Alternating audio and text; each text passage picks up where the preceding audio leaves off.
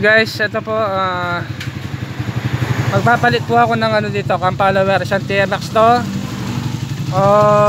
Kailangan pahinga ko na ngayon dahil disperas na ng Pasko. Pero subscriber ko to, masugid na subscriber ko to, at dito lang siya nagpapagawa, kaya ginawa na natin.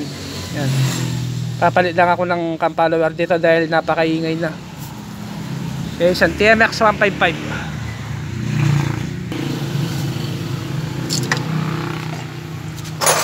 Gawin mo rin po siya rin pag nilasilip mo lang, boss, bro. Oo. Nung goods na rin.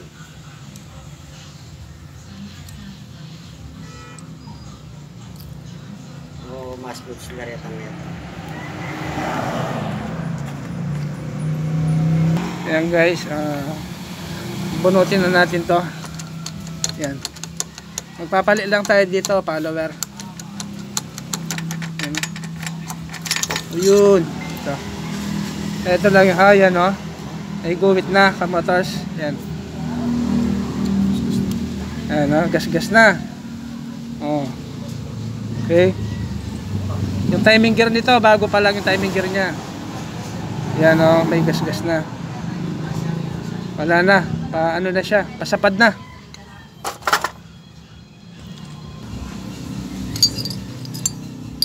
So, papalit na tayo dito. Okay. May wave washer yan, kamotors. So.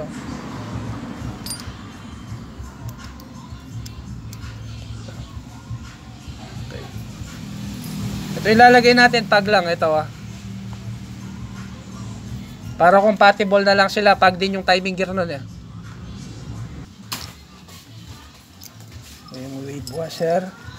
Ayan na yung wave washer, linagay na natin. Yan guys, ganyan ako naglalagay. Ayun o. Ginaganyan ko muna para yung wave washer, sinusungkitin ko siya, ilalagay ko doon sa pin. Yan, yun, ihulog ko siya doon sa pin para sigurado hindi siya maipit. Pagkatapos, doon ko na ipapasok na todo yung pin ng cam follower. Ayan o. Papasok ko na, no. Ayun, dahil nakababa na yung yung wave washer, ito. Nakababa na siya.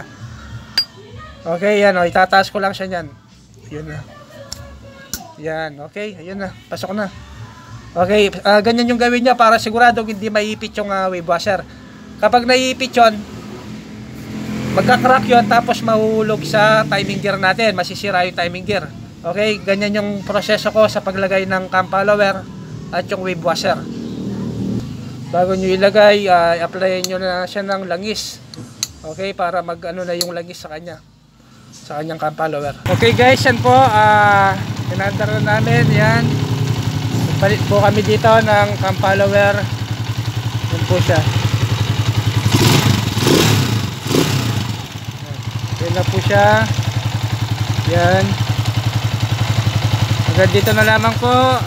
Maraming salamat sa inyo and God bless. Okay, bye-bye po. Merry Christmas to all. Bye-bye.